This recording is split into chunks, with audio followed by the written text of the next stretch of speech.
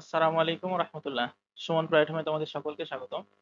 আজকে আমাদের হচ্ছে আলোচনার টপিকটা হচ্ছে কি সেশন 5 স্প্রেডশিটে গণনা জাদু। অর্থাৎ আমরা আলোচনা করছিলাম ক্লাস 8 ডিজিটাল প্রযুক্তি বইটা নিয়ে। তো সেটা হচ্ছে আজকে কত বলতো, আজকে হচ্ছে পর্ব 9। তো এই 9 নাম্বার পর্বে আমরা সেশন 5 নিয়ে আলোচনা করব ইনশাআল্লাহ। তো এর আগের পর্বে আমরা আলোচনা করেছিলাম অর্থাৎ 8 নাম্বার পর্বে কেমন করে এক্সেল আসলে হিসাব করতে হয়, লিখতে হয় এবং যোগ বিয়োগ গুণ ভাগ করতে হয় এই ব্যাপারগুলো নিয়ে। তো যারা ওই পর্বগুলো দেখোনি তারা তাদেরকে রিকোয়েস্ট করবো ওই পর্বগুলো দেখে এসে এই পর্বটা দেখা শুরু করো, তাহলে সিকোয়েন্সটা বুঝতে পারবা, তোমাদেরও বুঝতে সুবিধা হবে আশা করছি। ঠিক আছে, কারণ হঠাৎ করে একটা পর্ব দেখলে হয়তো তোমাদের বুঝতে অসুবিধা হবে, বা আমার ভাষাগুলো বা আমি কেমন করে পড়াচ্ছি এই সিকোয়েন্সটা ধরতেও তোমাদের একটু কষ্ট হবে। তো সেই জায়গাতে তোমাদের রিকোয়েস্ট করবো তোমরা একটু এই ভিডিওগুলো কি করবো, একটু সিকোয়েন্সিয়ালি সিরিয়ালি দেখার চেষ্টা করবা। ঠিক আছে, আচ্ছা। তাহলে এবার চলো আমরা আলোচনাটা শুরু করি। তাহলে আজকের আমাদের আলোচনা কি বলতো, স্প্রেডশিটে গণনা জাদু। তাহলে আমরা গত সেশনে আলোচনা করেছিলাম কিভাবে একটি ফর্মুলা বসিয়ে শত হাজার গণনা এক মুহূর্তে করা যায়। কিন্তু আমরা যে অনুশীলন করেছি সেগুলোতে প্রতিটি হিসাবের জন্য আমরা আলাদা ফর্মুলা বসিয়েছি, তাই না? তাই তো বসিয়েছিলাম। তো আজকে আমরা একটি মজার টুল ব্যবহার শিখবো, তো যেটি ব্যবহার করে এই মুহূর্তে গাণিতিক সমস্যা, গাণিতিক যে সমস্যাগুলো আছে সেগুলো সমাধান করার কাজগুলো করে ফেলা যায়। তো এই টুলটির নামটা হচ্ছে কি বলতো, ফিল হ্যান্ডেল। এই টুলটি বলতো কি, ফিল হ্যান্ডেল। আচ্ছা, তাহলে এখানে এই যে একটা লাইন মনে হয় আমি বললাম, এটি এই মুহূর্তে না, তাহলে যেটি ব্যবহার করে এই মুহূর্তে না, আসলে এক মুহূর্তে কেন করতে হবে। ঠিক আছে, এক মুহূর্তে গাণিতিক সমাধান করার কাজগুলো করে ফেলা যায়। ঠিক আছে, মানে এই বানানটা একটু ভুল হয়েছে। আচ্ছা, যাই হোক। তাহলে এবার টি টুলটি যে টুল নিয়ে আমরা কাজ করবো সেই টুলটার নাম কি বলতো, সেই টুলটার নামটা হচ্ছে ফিল হ্যান্ডেল। সেই টুলটার নাম কি, ফিল হ্যান্ডেল। তো এই যে এখানে যে টুলটা দেখতে পাচ্ছ না, যে এই যে প্লাস চিহ্নটা, এই প্লাস সাইনটাই হচ্ছে কি, ফিল হ্যান্ডেল। তাহলে এবার একটু খেয়াল করে দেখো, বলা হচ্ছে যে একটি সেলের নিচের ডান কোনায় মাউসটি নিয়ে গেলে কোনায় একটি প্লাস বা যোগ চিহ্নের মতো দেখা যায়, এটির নামই ফিল হ্যান্ডেল। আচ্ছা চলো একটু ফিল হ্যান্ডেলটা একটু দেখে আসি। ফিল হ্যান্ডেলটা হচ্ছে এইরকম, একটু খেয়াল করো, এই জায়গাতে একটু খেয়াল করে দেখো। এইখানে নিয়ে গেলে একটা প্লাস চিহ্ন পাচ্ছ, মানে এই প্লাসের কথা বলছি না, আমি প্লাসে যে ক্লিক কাছে নিয়ে আসলে এই যে কালার চেঞ্জ হচ্ছে না, সাদা থেকে কালো হয়ে যাচ্ছে না, কালো হয়ে যাচ্ছে না, এই কালো প্লাসটাকে আমি বলছি, কালো প্লাসটাকে আমি বলছি হচ্ছে কি বলতো, ফিল হ্যান্ডেল। এই কালো এই যে প্লাস চিহ্নটার নাম কি আমি বলছি, ফিল হ্যান্ডেল, তাই তো? আশা করছি ফিল হ্যান্ডেলকে বুঝতে পেরেছো। এটা হচ্ছে ফিল হ্যান্ডেল, এই যে এটা হচ্ছে ফিল হ্যান্ডেল, মানে এই প্লাস চিহ্নটার নামটা কি, ফিল হ্যান্ডেল। ঠিক আছে, আচ্ছা। তাহলে এবার বলা হচ্ছে যে একটি সেল একটি ফর্মুলা দিয়ে সেই দিলে সেই ফর্মুলাটি যদি নিচের সেলগুলোর জন্য প্রযোজ্য হয়, তাহলে ফর্মুলা যে সেলে দেওয়া আছে ওই সেলটির কোনায় কার্সর রেখে ক্লিক করে নিচের দিকে যত দূর নামতে থাকবো তত দূর এই ফর্মুলাটি সমাধান করে দিবে। অর্থাৎ এটা আমরা প্র্যাকটিক্যালি দেখবো, একটু ভালো মতো খেয়াল করে দেখো। তো ধরি আমরা প্রতিটি শিক্ষার্থীর ষষ্ঠ এবং সপ্তম শ্রেণীর উপস্থিতিকে গুণ করব। তো আমরা যে রোতে স্টুডেন্ট 1 আছে এর সর্বডানের কলামে ফর্মুলাটা বসাবো এবং ইন্টার চাপবো, মানে কিছুটা এইভাবে। একটু চলো আমরা এই প্র্যাকটিক্যালটা একটু করি। আচ্ছা, করার আগে চলো নিচেটা একটু পড়ি। তো ইন্টার চাপার পর স্টুডেন্ট 1 এর জন্য ফলাফল আমরা পেয়ে গেছি। তাহলে এবার ফিল হ্যান্ডেলটি ব্যবহার করে স্টুডেন্ট 10 পর্যন্ত নিচে নামতে থাকবো এবং দেখবো যতই কার্সরটি নিচে নামাচ্ছি সবগুলো সমাধান হয়ে যাচ্ছে। তো চলো আমরা এটা একটু ট্রাই করে দেখি। তাহলে আমাকে কি বলা হলো, আমাকে বলা হলো সাপোজ আমি সবগুলো, অর্থাৎ এটার সাথে এটা আমি গুণ করতে চাই, অর্থাৎ এটার সাথে এটা গুণ করতে চাই, এটার সাথে এটা গুণ করতে চাই, অর্থাৎ স্টুডেন্ট 3 এর সাথে স্টুডেন্ট 3, অর্থাৎ স্টুডেন্ট 3 তে 6 এর অ্যাটেন্ডেন্স ডে, এটার সাথে আমরা এইটা, মানে এইটার সাথে আমরা এইটা, এগুলো সবগুলো গুণ করতে চাই। তাহলে আমাকে কি করতে হবে, গুণের ফর্মুলা বসাতে হবে। তো গুণের ফর্মুলাটা ছিল এইরকম, আগে আমাকে একটা সমান চিহ্নটা দিতে হবে, এরপর আমি এইটা কি করতে চাই, গুণ করতে চাই, এরপর একটা গুণ চিহ্ন দিতে হবে, মানে আমাকে স্টার সাইন দিতে হবে, এরপর আমাকে কি করতে হবে, এইখানে ক্লিক করতে হবে, তাহলে হয়ে গেল। তো এবার আমি যদি ইন্টার চাপি তাহলে দেখো তো আমার গুণ করে দিয়ে দিয়েছি। এবার আমি প্রত্যেকটা সূত্রে প্রত্যেকটা জায়গাতে এই গুণটা আমি করব না, তবে সবাইকে যদি আমি গুণ করার সূত্র লিখতে যাই তাহলে টাইম আমার অনেক লাগবে। ঠিক আছে, তো আমার কাজ একই, সবগুলো গুণ করা। তাই আমি এই যে এই জায়গাতে কার্সরটা রাখলাম এবং এই যে ডান কোণারে আসলাম, একটা প্লাস চিহ্ন হয়ে গেল। এবার এটাকে ক্লিক করে নিচের দিকে নামতে থাকবো, নিচের দিকে নামতে থাকবো, যে নিচের দিকে নামতে থাকবো, নিচের দিকে যত দূর পর্যন্ত আমি নামতে থাকবো ততদূর পর্যন্ত আমাকে কি করে দিবে, আমাকে গুণ করে দেবে। এই যে আমাকে গুণ করে দিল, আমি যখনই ছেড়ে দিলাম দেখো আমাকে গুণ করে দিল। ঠিক আছে, তাহলে এবার দেখো কোনটার সাথে কোনটা গুণ করলে কত হয় সেটা একবারে রেজাল্টটা দিয়ে দিয়েছে।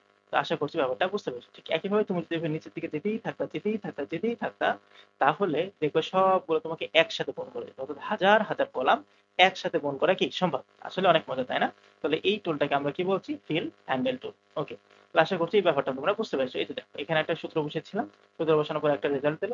রেজাল্ট দেখো, এই যে প্লাস চিহ্নটা আছে না, এবং নিচের দিকে আমি যতই নামতে থাকবো আমাকে সবগুলো একসাথে গুণ করে দিতেই থাকবে। ঠিক আছে? তো এটাই হচ্ছে ফিল হ্যান্ডেল করে ব্যবহার করে আসলে আমার সমস্যার সমাধান, তাই তো? তাহলে এবার আমরা বুঝতে পারলাম যে হাজার হাজার সমস্যার গণনা সংখ্যার গণনা মুহূর্তে কিভাবে করে ফেলতে পারে, তাই না? তো আমরা নিজেরা আরো অন্যান্য ফর্মুলা বসিয়ে ফিল হ্যান্ডেলের কাজটি আরো কয়েকবার করব। তো শ্রেণীকক্ষের সবাই একবার করে চেষ্টা করব। তো স্প্রেডশিটে অনেক ফিচার আছে, তো সেগুলো আমাদের পড়াশোনা এবং পেশা জীবনে অনেক কাজে লাগবে। তো প্রতিনিয়ত নতুন নতুন প্রোগ্রাম তৈরি হচ্ছে, তাই আজকে আমরা যে অ্যাপ্লিকেশনটি দিয়ে শিখছি, কিছু বছর পর হয়তো সেই অ্যাপ্লিকেশনগুলো নাও থাকতে পারে। তার জন্য আমরা খুবই প্রয়োজনীয় ফিচারগুলো জেনে নিচ্ছি, যাতে যে নতুন অ্যাপ্লিকেশনে আসুক না কেন আমরা খুব দ্রুত আয়ত্ত করে নিতে পারি। এরপর বলা হচ্ছে এখন আরেকটি টুল আমরা অনুশীলন করব। তাহলে এটিকে আমরা বলছি sort and filter. Sort and filter, ঠিক আছে? এটা উচ্চারণটা আসলে সর্ট বলবো না, এটা আসলে শর্ট বা এই টাইপের কিছু না, সর্ট। ঠিক আছে? তো সর্ট করা মানে সাজানো, গুছিয়ে নেওয়া, এই টাইপের কিছু একটা। ঠিক আছে? তো সর্ট অ্যান্ড ফিল্টার বাংলা করলে দাঁড়াবে বাছাই করা এবং ছেঁকে ফেলা। সর্ট মানে বলা হচ্ছে কি বাছাই করা, এবং ফিল্টার মানে বলা হচ্ছে কি ছেঁকে ফেলা। তো মনে করি আমাদের খুঁজে বের করতে হবে ষষ্ঠ শ্রেণীর শিক্ষার্থীদের মধ্যে সবচেয়ে বেশি উপস্থিতি কার ছিল। ষষ্ঠ শ্রেণীর শিক্ষার্থীদের মধ্যে আসলে বেশি উপস্থিতি কার ছিল, এইটা আমি খুঁজে বের করতে হবে। একটু খেয়াল করে দেখো, এই যে এই ষষ্ঠ শ্রেণীর যে উপস্থিতি গুলো আছে সবগুলোর মধ্যে আসলে আমার কার উপস্থিতি সব থেকে বেশি ছিল, এইটা আমাকে খুঁজে বের করতে হবে। তো এখানে আমার ডাটা আছে মাত্র 10টা বা 11টা। তাহলে এরকম যদি আমার 1000, 2000, 3000 বা 10,000 ডাটা থাকতো, সেখান থেকে আসলে কার উপস্থিতি সব থেকে বেশি সেটা চেক করে বলাটা আমার জন্য অনেক বেশি কঠিন হয়ে যেত, তাই না? কারণ 10,000 ডাটা, তো 10,000 জনের উপস্থিতি আছে, সেখানে কার উপস্থিতি বেশি সেটা আমাকে নির্ণয় করতে হবে। তো সেই জায়গা থেকে আমি যদি একটা একটা করে চেক করে বলতে লাগি, তাহলে আমার অনেক টাইমের ব্যাপার এবং অনেক সময় লাগবে, তাই না? তো সেই জায়গা থেকে দেখো আমরা কি শর্টকাট নিয়মটা ইউজ করতে পারি। তাহলে বলা হচ্ছে কি, একটু খেয়াল করে দেখো, বলা হচ্ছে ষষ্ঠ শ্রেণীর শিক্ষার্থীদের মধ্যে সবচেয়ে বেশি উপস্থিতি কার ছিল এটা আমরা বের করতে হবে। তো সেক্ষেত্রে কি করব, আমরা প্রথমে ষষ্ঠ শ্রেণীর শিক্ষার্থীর উপস্থিতি কলাম আছে, অর্থাৎ বি কলামটা, সেই কলাম টোটাল পুরো কলামটা আমাকে সিলেক্ট করতে হবে। ঠিক আছে? এরপরে একটু খেয়াল করে দেখো, আমরা চলো একসাথে কাজগুলো করি। তাহলে আমার এই যে কলামটা আছে, এই কলামের সম্পূর্ণটাকে আমি কি করলাম, সিলেক্ট করে ফেললাম, তাই তো? এই সিলেক্ট করার পর আমাকে বলা হচ্ছে যে এই যে 2 নম্বরে বলা হচ্ছে মেনু বারের ডান কোণায় সর্ট অ্যান্ড ফিল্টারে ক্লিক করব। চলো, এই যে মেনু বারের যে এটাকে বলা হচ্ছে মেনু বার, এই টোটালটাকে মেনু বার বলছি। মেনু বারের ডান কোণায় একটু খেয়াল করে দেখো, লেখা আছে sort and filter. Sort and filter লেখা আছে না? তো এই জায়গাতে আমাকে ক্লিক করতে বলা হলো। তো এই জায়গায় যখন আমি ক্লিক করলাম, এরপরে আমাকে বলা হচ্ছে যে 3 নম্বরে বলা হচ্ছে এখানে কিছু অপশন আসবে, তার থেকে সর্ট লার্জেস্ট টু স্মলেস্ট এ আমরা ক্লিক করব। তাহলে চলো, যেহেতু আমরা সব থেকে বড়টা চাই, তাই আমরা বড় থেকে ছোটর দিকে সাজাবো। ওকে, তাহলে এবারে একটু খেয়াল করে দেখো, এই জায়গাতে যখন আমি আসবো, আসার পর আমাকে কোথায় ক্লিক করতে বলছে বলো তো? আমাকে বলছে লার্জেস্ট টু স্মলেস্ট, এই জায়গাতে আমি ক্লিক করে দিলাম। ক্লিক করে যখনই দিলাম, তখন আমার এখানে একটা উইন্ডো ওপেন হয়ে গেল। উইন্ডো একটা ওপেন হয়ে গেছে না? এই উইন্ডোতে লেখা আছে দেখো, এক্সপ্যান্ড দ্য সিলেকশন এবং continue with the correct selection. চলো, এখানে কি বলছে, এবার আমাকে বলছে একটি উইন্ডো আসবে। উইন্ডোটা আসলো দেখলা, তো যেখানে দুটি অপশন থাকবে, একটা হচ্ছে বলবে এক্সপ্যান্ড দ্য সিলেকশন, আর 2 নম্বরে বলবে continue with the current selection. তার মানে প্রথম অপশনটিতে আমরা ক্লিক করব, দ্বিতীয়টি সিলেক্ট করলে শুধুমাত্র ওই কলামটিতে পরিবর্তন আসবে, অন্য কলাম অপরিবর্তিত থাকবে। তো অন্য কলাম অপরিবর্তিত থাকলে শিক্ষার্থীর নামের সাথে তার উপস্থিতির সামঞ্জস্যতা থাকবে না, এলোমেলো হয়ে যাবে। তার মানে আমাকে এখানে বলা হচ্ছে আমাকে এইটা সিলেক্ট করতে হবে। এইটা সিলেক্ট না করে যদি আমি এইটা সিলেক্ট করি, তাহলে এখানে যে মানগুলো আছে সেগুলো শুধু চেঞ্জ হবে, কিন্তু এর করসপন্ডিং যে ভ্যালুগুলো আছে, অর্থাৎ যেই মানগুলো আছে, অর্থাৎ স্টুডেন্ট নামগুলো আছে, সেগুলো আর চেঞ্জ হবে না। তো শুধু এটা যদি চেঞ্জ হয়ে যায়, সাপোজ এখানে সব থেকে বড় মানে আমরা দেখতে পাচ্ছি 1009, মানে 1009। তো এটা কোন বরাবর আছে দেখো, 4 নাম্বার স্টুডেন্টের না এটা? যে 4 নাম্বার স্টুডেন্টের যদি অ্যাটেন্ডেন্স ডে এতগুলা হয়, তাহলে এবার শুধু এইটা চেঞ্জ হয়ে গেল, শুধু এই কলামটা চেঞ্জ হলো, এটা চেঞ্জ হলো না। তাহলে চেঞ্জ হয়ে সব থেকে বড়টা উপরে চলে গেল। সব থেকে বড়টা যদি উপরে চলে যায় মানে 1009টা উপরে চলে আসলো, তাহলে তখন অটোমেটিক কি হয়ে গেল বলতো, স্টুডেন্ট 1-এর অ্যাটেন্ডেন্স এটা হয়ে গেল, তাই না? তাহলে কি হলো, তাহলে আমি যেটা চাচ্ছি সেটা হলো না। তার মানে আমি এমন ভাবে চেঞ্জ করব যাতে এই টোটালটা চেঞ্জ হওয়ার সাথে সাথে এটাও চেঞ্জ হয়ে যায়। মানে 1009টা উপরে যাওয়ার সাথে সাথে এর করসপন্ডিং যেটা আছে অর্থাৎ বাম পাশে যেটা আছে আমার স্টুডেন্ট 4 এটাও যেন উপরে চলে যায়। ঠিক আছে? তাহলে আমার হিসাব করতে কি সুবিধা হবে, কে এসেছে সব থেকে বেশি দিন সেটা আমি খুব দ্রুত পেয়ে যাব, তাই না?